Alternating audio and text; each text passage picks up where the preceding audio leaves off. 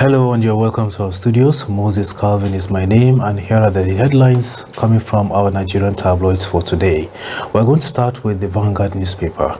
The Vanguard newspaper leading story says PFIPC Gbajabiamila slams 15 billion naira suit against Adeyemi, says he never met defendant, denies bribery, abuse of office, and also allegations caused grave damage to his personal professional reputation, and also denies receiving 400 million naira bribe directly or indirectly.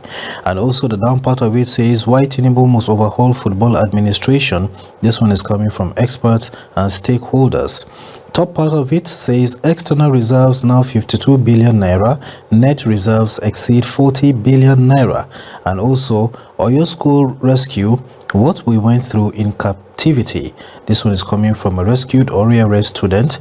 And US Congress cuts aid to Nigeria by 50% over Christian persecution. The down part of it says we have rights, we are not asking for favors. And also kidnapped Kogi students rescued, says the state government. 2027 INEC to conduct mock presidential poll, and importers to increase depot petrol price to 1,350 naira per litre. That is it from the front of the Vanguard newspaper.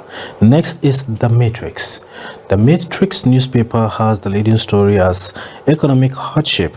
Federal government unveils 4.2 trillion naira poverty relief, healthcare, education programs, and also court bars FRSC from operating on state local government roads.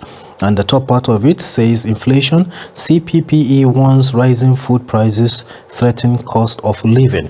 CBN unveils online FX portal, tightens rules for BDCs, threatens sanctions. Well, that's it from the front of the Matrix. Moving on to the Nigerian Tribune.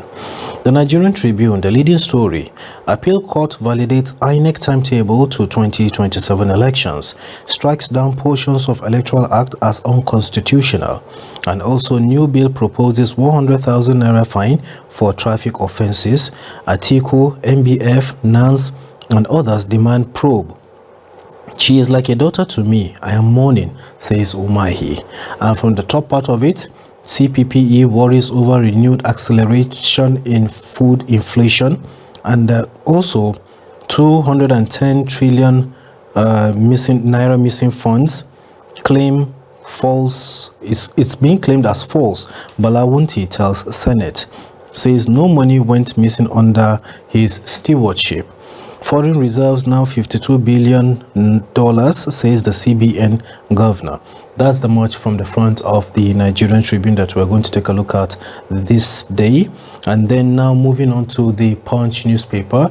The leading story from the front of the Punch newspaper says autonomy battle. States defy Supreme Court control, and they are actually controlling 10 trillion naira local government allegations, or should I say allocations, I beg your pardon, sorry for that.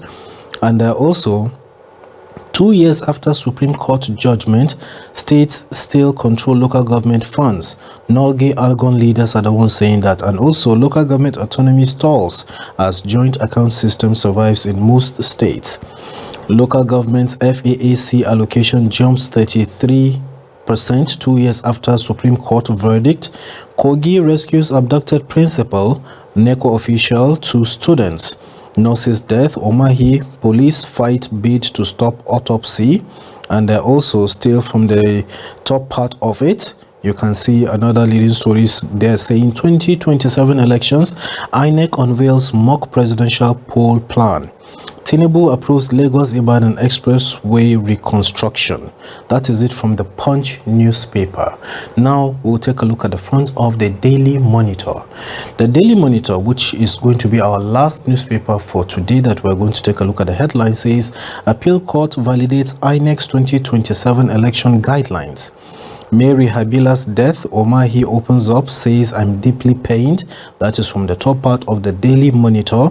And then the lower part says Tinubu unveils $3.05 billion anti-poverty human capital programs. You can get more of the inside stories when you obtain any of the newspapers of your liking. Thanks for watching Newspaper Headlines. Moses Calvin is my name. Do have a great day. Bye.